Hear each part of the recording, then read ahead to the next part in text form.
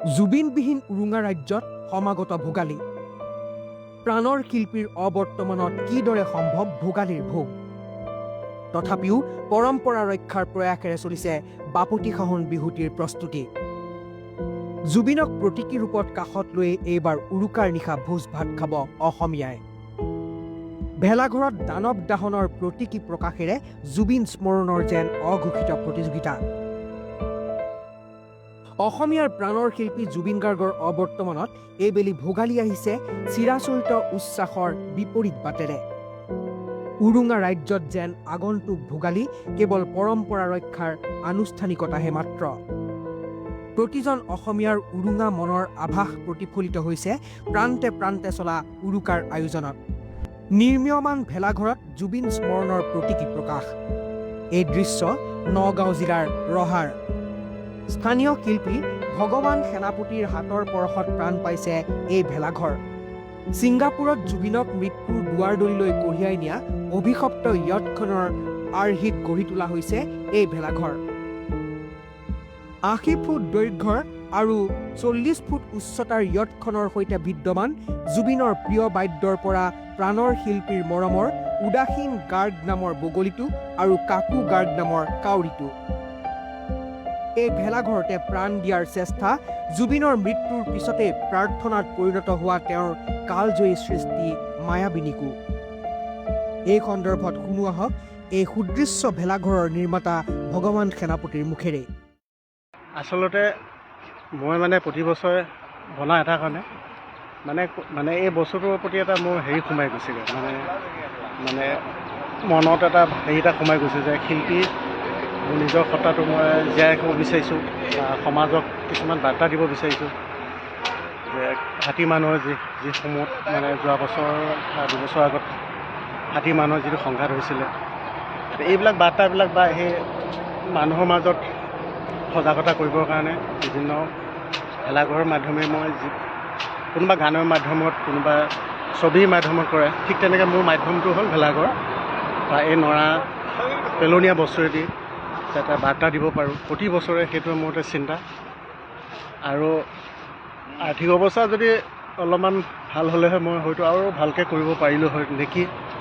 গতিকে ৰাইজেও অৱশ্যে সহায় নকৰা নহয়, কৰিছে প্ৰত্যেকে, প্ৰতি বছৰে সহায় কৰে। আপোনাৰ ব্যক্তিগত উপাৰ্জন কি আছে? মোৰ ব্যক্তিগত উপাৰ্জন হিচাপতো খেতিৰ লগত মই জড়িত। তাৰ পৰা আপুনি খৰচ কৰি? তাৰ পৰাও মই কেতিয়াবা খৰচ কৰোঁ। আগতো মোৰ তেনেকুৱা পুৰণা গাড়ী আছিলে, গাড়ী বিক্ৰী কৰিও এটা সময়ত মই ভেলাঘৰ বনাইছিলোঁ। তাৰপিছত এটা সময় গেলামাল দোকান আছিলে, গেলামাল দোকান এবছৰ খুব ভাল আছিলে, মই গেলামাল দোকানতে মোৰ ঘৰখন চলি আছিলে। সেয়া গেলামাল দোকানৰ পইচা দিও মই ভেলাঘৰ বনাইছিলোঁ। তাৰপিছত হাঁহ কুকুৰা পোহোঁ, তেনেকৈ হাঁহ কুকুৰা পোহা পইচা দিও ইয়াত খৰচ কৰোঁ। বা এতিয়া শেহতীয়াকৈ মই অলপ গোটৰ পইচাও লৈছোঁ। গোটৰ পইচা লৈ এই কামখিনি কৰি আছোঁ। অকল ইয়াতে চলালেতো নহয়, ইয়াতে খৰচ কৰিলেওতো নহয়, ঘৰ এখনো আছে, সেইফালেও চাব লাগে। তাৰপিছত ব্যৱসায়ৰ লগতো অলপ জড়িত, সেইবিলাকো চম্ভালিব লাগে, ল'ৰা ছোৱালীকো পঢ়া শুনা খৰচ। তাৰ মাজতে যি সমস্যা নাহক মোৰ এইটো প্ৰধান হৈ পৰে আৰু এই মুহূৰ্তত। সমাজত এটা বাৰ্তা প্ৰেৰণৰ কাৰণে এইখিনি কৰি আছোঁ। আৰু মোৰ কোনো ব্যৱসায়িক হিচাপত এইটো মোৰ নহয়। কোনোবাই হয়তো ভাবিব পাৰে যে মই ব্যৱসায়ৰ কাৰণে কৈছোঁ, নহয়। এতিয়া এইবাৰ জুবিনৰ সেইটো ল'লোঁ, কাৰণ জুবিনকতো অসমৰ বা গোটেই পৃথিৱীয়ে ভালকৈ জানে, সকলোকে কন্দুৱাই থৈ গৈছিল। গতিকে মনৰ দুখতে ইয়াত অৱশ্যে 2019 চনত 18-19 চনত কিন্তু জুবিন দাই এটা আহতগুৰিত প্ৰগ্ৰাম কৰা আগমুহূৰ্তত সেইদিনাখন ইয়াতে আহি গৈছিলে বোলে, কিন্তু আমাক কাকো লগ নাপালে। কিন্তু জুবিন দাক মোক লগ পোৱা বহুত হেঁপাহ আছিলে। সেই মনৰ দুখতে মোক আচলতে আজিলৈকে কোনো চিনাকি কৰি নিদিলে। বা জুবিন দাক আনিবৰ কাৰণে মই কেইবাজন বন্ধুকো কৈছিলোঁ, বা লগ পোৱাটো বহুত ভাল লাগিল হয়তো।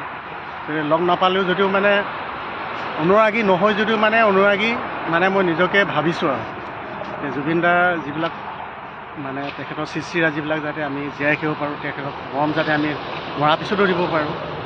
সেইটো কাৰণে লাগিলে মোৰ অৰ্থ কি খৰচ হয়, যি ধাৰ ঋণ হৈ হ'লেও শেহতীয়া হ'লেও মই কিবা কৰিব ওলাইছোঁ। এইবাৰ চাওক আন এটা ভেলাঘৰৰ দৃশ্য। ৰহাৰ দীঘলদৰী মিলনপুৰত ৰাজীৱ জ্যোতি নাথৰ নেতৃত্বত 6খন গাঁৱৰ 14জন যুৱকে নিৰ্মাণ কৰি আছে এই ভেলাঘৰটো। প্ৰাণৰ শিল্পী জুবিন গাৰ্গৰ মুখমণ্ডলৰ আৰ্হিৰে নিৰ্মীয়মান এই ভেলাঘৰটোৰ উচ্চতা 30 ফুট। ভেলাঘৰটোৰ লগতে নিৰ্মাণ কৰিছে সোণাপুৰৰ জুবিন ক্ষেত্ৰৰ প্ৰতীকী ৰূপ। ভেলাঘৰটোৰ নিৰ্মাণত ব্যস্ত যুৱকৰ দলটোৱে জানিবলৈ দিয়া মতে কেৱল ৰাইজৰ আকৰ্ষণ আৰু জুবিন দালৈ শ্ৰদ্ধাঞ্জলি জনোৱাৰ উদ্দেশ্যৰেহে নিৰ্মাণ কৰা ভেলাঘৰটো ভোগালীৰ প্ৰচলিত পৰম্পৰাৰে বিহুৰ দিনা জ্বলাই দিয়া নহয়। ইয়াৰ বিপৰীতে উৰুকাৰ পিছদিনাই সন্মানেৰে সকলো খুলি পেলোৱা হ'ব। আমি আচলতে এই ভেলাঘৰটো আমি মুখ্য আকৰ্ষণৰ বাবেহে ৰাখোঁ। আমাৰ যি ঐতিহ্য আৰু পৰম্পৰা থাকে, ঐতিহ্য আৰু পৰম্পৰা ৰক্ষা কৰিবৰ বাবে আমি সুকীয়াকৈ ভেলাঘৰ আৰু মেজি নিৰ্মাণ কৰোঁ। হয়, এভাগ আমি কিছুদিনলৈ ৰাখি থ'ম, মানুহবিলাকে চাব পাৰিব। আৰু তাৰপিছত আমি সম্পূৰ্ণ নিয়ম নীতি ৰক্ষা কৰি আমি এইটো খুলি পেলাম। আমাৰ এইটো ডিচেম্বৰৰ 15 তাৰিখৰ পৰা আমি লাই খুঁটা স্থাপন কৰিছিলোঁ, ডিচেম্বৰৰ 15 তাৰিখে। আৰু এতিয়া বৰ্তমানে আজিলৈকে আমাৰ 80% কাম হৈ গৈছে আৰু 20% কাম বাকী আছে আমাৰ। হয়, আমাৰ জুবিন ক্ষেত্ৰ মানে জুবিন গাৰ্গৰ যিহেতু মুখমণ্ডল আমি নিৰ্মাণ কৰিছোঁ, সেইবাবে হয়তো সকলোৰে সুবিধা অসুবিধা থাকে বা আজিলৈকে সোণাপুৰলৈ গৈ তেওঁলোকে জুবিন ক্ষেত্ৰত গৈ সেৱা কৰিব পৰা নাই। সেইবাবে আমি ইয়াতে জুবিন ক্ষেত্ৰৰ আৰ্হিত এটা ঘৰ প্ৰস্তুত কৰি দিছোঁ। তাতে জুবিনদাৰ ফটো আছে, তাতে যিসকলে সেৱা কৰিব বিচাৰে সেৱা কৰিব পাৰিব।